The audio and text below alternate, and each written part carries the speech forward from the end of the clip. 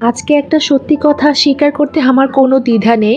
কারণ আজকে আপনারা ভিডিওটা দেখলেই কিন্তু বুঝে যাবেন যে আমি এই কথাটা কেন বলেছি। সত্যি কথা বলতে কি, কোনো ক্ষেত্রে অথবা কোনো সময় আমি প্রচণ্ড পরিমাণে অলস। বিশেষ করে ভিডিও এডিট করা, ভিডিও আবার আপলোড করা, এই বিষয়গুলোতে আমি খুবই অলস। তবে আজকে আপনাদেরকে একদমই খুশি করতে চলে এসেছি। মাছ, মাংস, ডিম ছাড়াও যে এরকম একটা ডিনারের আয়োজন করা যায় এবং মন প্রাণ ভরে আপনারা সবাই তৃপ্তি নিয়ে খেতে পারবেন, এটা আমি আপনাদেরকে কথা দিচ্ছি। আসলে মাঝে মাঝে বাচ্চাদেরকে নিয়ে এতটাই ব্যস্ত হয়ে পড়ি, তাই অনেক সময় আলসেমো করে আমি অনেক সুন্দর সুন্দর ভিডিও অথবা রেসিপি আপনাদের সাথে চাইলেও শেয়ার করতে পারি না।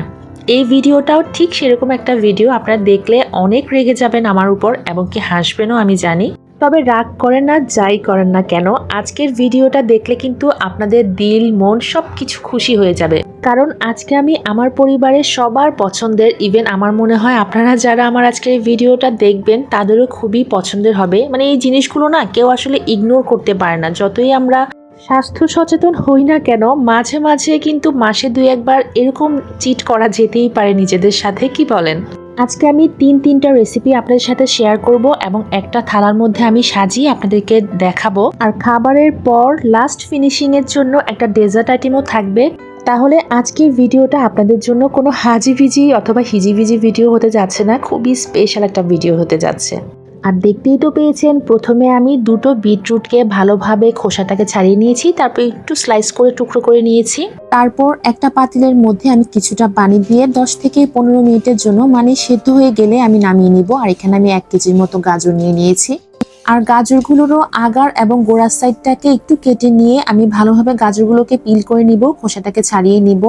দেন আমি একটা গ্রেটারের সাহায্যে আমি গাজরগুলোকে গ্রেট করে নিব। একদমই মিহি কুচি করব না, আবার একদমই বড় বড় স্লাইস হবে সেরকমও না। মিডিয়াম যে পোর্শনটা আছে সেখানে আমি গাজরগুলোকে সুন্দরভাবে গ্রেট করে নিব। আচ্ছা, গাজরগুলো তো গ্রেট করে নিচ্ছি, এই ফাঁকে আমি আপনাদের সাথে একটা মজার কথা শেয়ার করি। আমাদের মতো কারা কারা আছেন বলেন তো, রাতের বেলা অথবা ডিনারে একদমই ভাত খেতে ইচ্ছে করে না?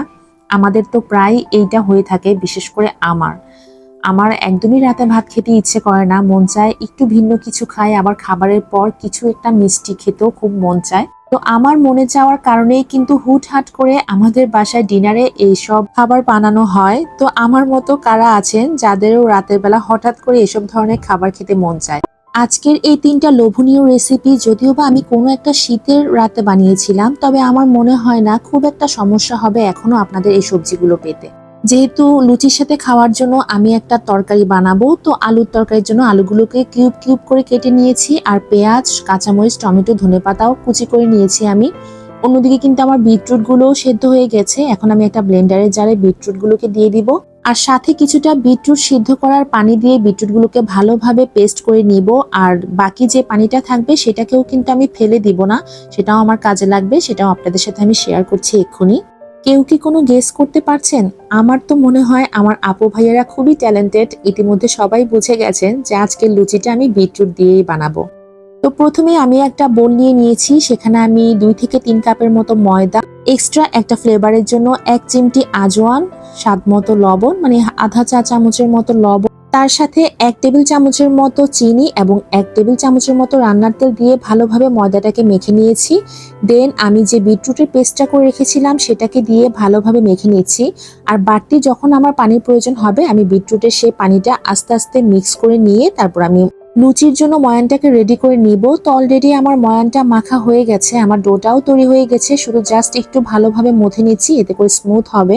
মাখা হয়ে গেলে আমি 10 মিনিটের জন্য লুচির আটাটাকে কিছুক্ষণ রেস্টে রাখবো। এই ফাঁকে আমি প্রথমেই গাজরের লাড্ডুটা বানিয়ে নিব। আর এই গাজরের লাড্ডুটা আমাদের বাসার সবার খুবই পছন্দের। শুনে হয়তো আপনারা ভয় পেতে পারেন, লাড্ডু বলতেই তো আমরা মনে করি যে একটু কঠিন কিছু, বাট ট্রাস্ট মি, এর থেকে সহজ আর মজার রেসিপি আমার মনে হয় না আর কিছু হতে পারে। তো প্রথমে আমি চুলার হাঁড়ির মধ্যে কিছুটা রান্নার তেল আর 1 টেবিল চামচের মতো ঘি দিয়ে দিয়েছি। একটা সুন্দর স্মেলের জন্য দুটো তেজপাতাকেও আমি মাঝখান থেকে ছিঁড়ে দিয়ে দিয়েছি। তারপর আমি গ্রেট করে রাখা গাজরগুলোকে দিয়ে দিব। গাজরগুলো ঘি এবং তেলের মাঝে কিছুক্ষণ ভেজে নেওয়ার পর যখন একটু নরম হয়ে আসবে তখন আমি প্রায় 1 কাপের মতো চিনি দিয়ে দিব। আসলে চিনির টেস্টটা, মানে মিষ্টির যে স্বাদটা, সেটা আপনারা আপনাদের পরিবারের সবার পছন্দের অনুযায়ী দিবেন। যেহেতু আমার বাসায় বাচ্চারা খাবে আর লাড্ডুর টেস্ট কিন্তু একটু মিষ্টি হলেই ভালো লাগে, কম মিষ্টি কিন্তু লাড্ডু খেতে তেমন ভালো লাগে না। তো সেজন্য চিনির পরিমাণটা আমি একটু বাড়িয়েই দিয়েছি। তারপর আমি কিছুক্ষণ নেড়ে চেড়ে নরম হয়ে আসার পর ঢাকনা দিয়ে রেখে দিব। চিনি থেকেও পানিটা বের হয়ে আসবে আর শিরার মধ্যে গাজরটা ভালোভাবে সিদ্ধ হয়ে গলে আসবে। এই ফাঁকে আমি লুচি দিয়ে খাওয়ার জন্য আলুর একটা তরকারি খুবই ঝটপট বানিয়ে নিব। আর তার জন্য আবারও চুলায় একটা পাতিল বসিয়ে দিলাম, সেখানে কিছুটা রান্নার তেল, 2টা তেজপাতা দিয়ে আর 1 চা চামচের মতো কালো জিরার ফোড়ন দিয়ে আমি কিছুটা পেঁয়াজ কুচি দিয়ে দিব। পেঁয়াজ কুচিটা একটু নেড়ে চেড়ে দিলাম। তারপর আমি গাজরের যে লাড্ডুটা বানাচ্ছি সেটাকেও একটু ভালোভাবে নেড়ে নিব, যাতে করে তলায় লেগে না যায়। যে কোনো খাবারই কিন্তু যখন দেখবেন হাঁড়ির নিচে লেগে যায় তখন কিন্তু সেটার টেস্টটা একদমই ডিফারেন্ট হয়ে যায়। তো এই রান্নাটার পাশাপাশি আপনাকে গাজরটাও বারবার নেড়ে চেড়ে দিতে হবে। তো নেড়ে দিয়ে আবার ঢাকনা দিয়ে দিলাম। তারপর আমি 1 চা চামচ করে আদা রসুন বাটা দিয়ে দিলাম। তারপর আবারও ভালোভাবে আদা রসুন বাটাটাকে ভেজে নিচ্ছি। যখন কাঁচা স্মেলটা চলে যাবে তখন আমি কুচি করে রাখা টমেটো দিয়ে দিয়েছি। এখানে আমি 2টো টমেটোকে কুচি করে নিয়েছি, টমেটোগুলোও ভালোভাবে মিশিয়ে নিয়েছি। এখন আমি স্বাদ মতো লবণ দিয়ে দিলাম। প্রথমে আমি 1 চা চামচ দিয়েছি, পরে যদি লাগে তখন আমি অ্যাড করে নিব। তারপর আধা চা চামচ করে হলুদের গুঁড়ো, মরিচের গুঁড়ো, জিরে গুঁড়ো দিয়ে আবারও ভালোভাবে কিছুক্ষণ মশলাগুলোকে কষিয়ে নিয়েছি। তারপর যে কুচি করে রাখা আলুগুলো রেখেছি সেগুলোকে আমি দিয়ে দিলাম।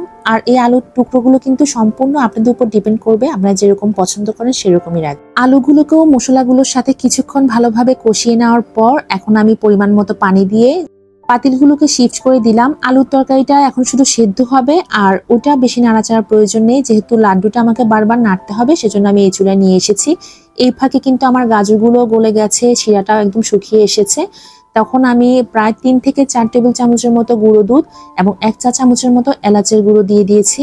আর যে কোনো লাড্ডু বানাতে লাস্টে যখন এই এলাচ গুঁড়োটা ব্যবহার করবেন, বিশ্বাস করেন খুব সুন্দর একটা স্মেল আসবে, যেটা আপনার কাছে খুবই ভালো লাগবে এবং প্রতিটা বাইটে বাইটে স্মেলটা আপনি এনজয় করবেন। তো এখন আমি ভালোভাবে সবগুলো উপকরণকে মিশিয়ে নিচ্ছি। প্রথম দিকে দুধের পাউডারটা একটু দলা পেকে যাওয়ার সম্ভাবনা আছে, কিন্তু ঘাবড়ানোর কোনো কারণ নেই। ভালোভাবে নেড়েচেড়ে মিশানোর পরেই কিন্তু একদম মিশে যাবে। সবকিছু সুন্দরভাবে হয়ে গেছে, অলরেডি আমি স্মেল পাচ্ছি। এখন লাস্টে শুধু আমি আধা চা চামচের মতো ঘি অ্যাড করে দিলাম একটা এক্সট্রা ফ্লেভার অ্যাড করার জন্য। Now it's ready to serve. Trust me, এত ফ্লেভারফুল একটা লাড্ডু মানে না বানালে একদমই মিস করে যাবেন। আর অন্যদিকে আমার একটু টেস্ট করা দেখে আমার মেয়ের তো একদমই মন খারাপ করে দাঁড়িয়ে আছে, মানে ওকে কেন দেওয়া হলো না। আর মাশাল্লাহ আমার মেয়ের এক্সপ্রেশন দেখে তো আপনারা বুঝতে পারছেন যে কতটা মজার হয়েছিল। আর একটা কথা কিন্তু আমি সবসময় বলি, যত কিছুই বলেন না কেন বাচ্চাদের এক্সপ্রেশন কিন্তু কখনোই ফেক হয় না, এটা একদমই প্রমাণিত। অন্যদিকে কিন্তু আলু তরকারিটাও মোটামুটি মাখা মাখা হয়ে আসছে, আলুটাও সেদ্ধ এসেছে, জাস্ট একটু ঝোলটা মাখা হয়ে আসলেই কিন্তু আমি নামিয়ে নিব। আর এই ফাঁকে আমি লুচিগুলোর লেচিটাও কেটে নিচ্ছি। আপনারা যেরকম লুচি খেতে পছন্দ করেন সেরকম ভাবে লেচিটা ভাগ করে নিবেন। কেউ আছে একটু বড় পাতলা লুচি পছন্দ করেন, আবার কেউ আছেন একটু ছোট ভারী লুচি পছন্দ করেন। তবে আমি মিডিয়ামটাই খেতে পছন্দ করি, এত বড়ও হয় না আবার অত ভারীও হয় না। তো আমি লুচিগুলো কেটে নিয়েছি, তারপর আমি সামান্য কিছুটা ময়দা দিয়ে আমি লুচিগুলো বেলে নিচ্ছি। আর অনেকেই আছে লুচিটা তেল দিয়ে বেলেন, তবে আমার কাছে এমনিতেই তো আমি ডুবো তেলে ভাজবো, দ্যাটস ওয়াই আমি লুচিগুলো বেলার ক্ষেত্রে ময়দাটাকেই প্রেফার করি, আমি তেল দিয়ে একদমই বেলতে পছন্দ করি না। তো আমার লুচিগুলো সবগুলো বেলা হয়ে গেলে এখন আমি ডুবো তেলে ভেজে নিব আর আপনাদেরকেও থিকনেসটা দেখিয়ে দিচ্ছি। লুচিগুলো বেলতে বেলতে আলু তরকারির ঝোলটাও কিন্তু মোটামুটি মাখা মাখা হয়ে এসেছে। এই পর্যায়ে এরকম ঝোলই আমি রাখবো, যেহেতু লুচি দিয়ে খাবো, একটু ঝোল ঝোল না হলে কিন্তু ভালো লাগবে না। আর এই পর্যায়ে আমি একটা ম্যাশারের সাহায্যে আলুগুলোকে আধ ভাঙা করে নিচ্ছি, এতে করে কিন্তু ঝোলটাও একটু মাখো মাখো হবে, খেতেও ভালো লাগবে। আর লাস্ট পর্যায়ে আমি কিছুটা কাঁচামরিচ কুচি, ধনেপাতা কুচি এবং একদমই লাস্টে আধা চা চামচের মতো ঘি এবং গরম মশলার গুঁড়ো দিয়ে ভালোভাবে নেড়ে তরকারিটাকে নামিয়ে নিব। ব্যাস, আমার তরকারিটাও রেডি হয়ে গেছে। এখন শুধু গরম গরম লুচিগুলো ভেজে নিলেই হয়ে গেল। এদিকে কিন্তু আমার ছেলে মেয়েদের খুবই ক্ষুধা পেয়ে গেছে, আমার মতো ওদেরও আসলে একটু হুটহাট করে এই ধরনের খাবারগুলো খেতে পছন্দ করে, ভালো লাগে। তো সেজন্য আসলে সবার পছন্দ অনুযায়ী কিন্তু করা হয়। আর ফার্স্ট লুচি থেকেই কিন্তু লুচিগুলো খুব সুন্দরভাবে ফুলছে, আপনারা দেখেই বুঝতে পারছেন। আর খেতে তো অসাধারণ ছিল, বিটরুটের এবং আজওয়ানের একটা স্মেল তো ছিলই, যেটা এই লুচিটার মধ্যে একদমই ডিফারেন্ট একটা ফ্লেভার অ্যাড করেছিল আর খেতে খুবই মজা লাগছিল। আচ্ছা, আপনারা কারা কারা এখন পর্যন্ত বিটরুটের লুচি অথবা পরোটা ট্রাই করেছেন আমাকে কিন্তু অবশ্যই জানাতে পারেন, আর আপনাদের কাছে কেমন লেগেছে সেটাও জানাতে পারেন। খাওয়ার জন্য আলুর তরকারিও রেডি, লুচিও ভাজা শেষ। এখন শুধু গাজরের লাড্ডুগুলোকে একটু পাকিয়ে নিলেই হয়ে যাবে। আচ্ছা, এই ক্ষেত্রে কিন্তু আপনারা একটা ট্রের মধ্যে এই গাজরের হালুয়াটাকে ঢেলে দিয়ে বরফি আকারেও কিন্তু কেটে নিতে পারেন। আপনারা চাইলে বরফি আকারেও কেটে নিয়ে খেতে পারেন, ইনফ্যাক্ট হালুয়া আকারে কেটে নিয়েও কিন্তু খেতে পারেন। তবে আমি যেহেতু বাচ্চাদেরকে বলেছি যে আমি আজকে গাজরের লাড্ডু বানাচ্ছি, তো সেজন্য আমি লাড্ডু শেপ করেই সবগুলোকে গোল গোল করে নিলাম। আর এখন একটু উপরে দেখা সৌন্দর্যের জন্য আমি কিছুটা গুঁড়ো দুধ ছড়িয়ে দিব, এতে করে লাড্ডুগুলো দেখতেও কিন্তু সুন্দর লাগবে। আর লাস্ট ফিনিশিং এ উপর থেকে একটা করে কাজু বাদামও বসিয়ে দিলাম। মানে দেখতে এতটা সুন্দর লাগছিল, এতটা লোভনীয় লাগছিল। রাতে খাবার খাওয়ার আগেই কিন্তু আমাদের অলরেডি অনেকগুলো লাড্ডু শেষ হয়ে গিয়েছিল, ওরা এতটাই পছন্দ করেছিল। মাশাল্লাহ, তিনটা রেসিপি দেখতে যেমন সুন্দর হয়েছিল, খেতেও কিন্তু খুবই মজার ছিল। আর অলরেডি কিন্তু আমাকে পিছন থেকে পোক করা শুরু হয়ে গেছে যে কখন আমি ওদেরকে খাবারটা সার্ভ করে দিব। তো বাচ্চাদেরকে আমি দিয়ে দিচ্ছি, যেহেতু অনেক রাত হয়ে গেছে, ওরাও খাবারটা খেয়ে নিবে। আর এই ধরনের খাবার রান্না করা হলে কিন্তু ওদের আর একদমই তর্স হয় না আমার মতো, তাই ওদেরকে আগে খাবারটা দিয়ে দিচ্ছি। ভুইয়া সাহেব এখনো আসেনি, উনি যখন আসবে ওনাকে তখন দিব। তো উনি আসলে দেরিতে এসেছিলেন, সেজন্য ওনার ভিডিওটা করা হয়নি। তবে আমার বাচ্চাদের খাবারের স্পিড এবং ফেসিয়াল এক্সপ্রেশন দেখলেই কিন্তু আপনারা বুঝে যাবেন যে খাবারগুলো আসলেই কতটা মজার ছিল। আচ্ছা, অনেক তো নিজের ঢোল নিজে পেটালাম, এবার আপনারা সত্যি করে বলুন তো আমার আজকের এই 3টা রেসিপির মধ্যে আপনাদের কাছে কোনটা সবচেয়ে বেশি দেখতে ভালো লেগেছে এবং আপনাদের কাছে মনে হচ্ছে কোনটা সবচেয়ে বেশি মজার হয়েছে। আমাকে কিন্তু অবশ্যই কমেন্টে জানাতে ভুলবেন না, আপনাদের মতামতগুলো পড়তেও কিন্তু আমার বেশ ভালো লাগে। আর আজকের ভিডিওটা যদি আপনাদের কাছে ভালো লেগে থাকে, প্লিজ ভিডিওটি একটি করে লাইক, কমেন্ট এবং শেয়ার করে দিবেন। আর ইউটিউব চ্যানেল থেকে দেখে থাকলে চ্যানেলটি সাবস্ক্রাইব করবেন, ফেসবুক পেজ থেকে দেখে থাকলে পেজটি ফলো করতে কিন্তু অবশ্যই ভুলবেন না। আর একদমই সুন্দর সুন্দর কমেন্টস করতে কিন্তু ভুলবেন না। আপনারা তো জানেনই যে আপনাদের মধ্য থেকে যারা সুন্দর সুন্দর কমেন্টস করবেন, নেক্সট ভিডিওতে কিন্তু আমি আপনাদের নাম সহ কমেন্টসটা মেনশন করব। সবাই ভালো থাকবেন, সুস্থ থাকবেন, আমাদের জন্য বেশি বেশি করে দোয়া করবেন। সবাইকে আসসালামু আলাইকুম, আল্লাহ হাফেজ, থ্যাঙ্কস ফর ওয়াচিং।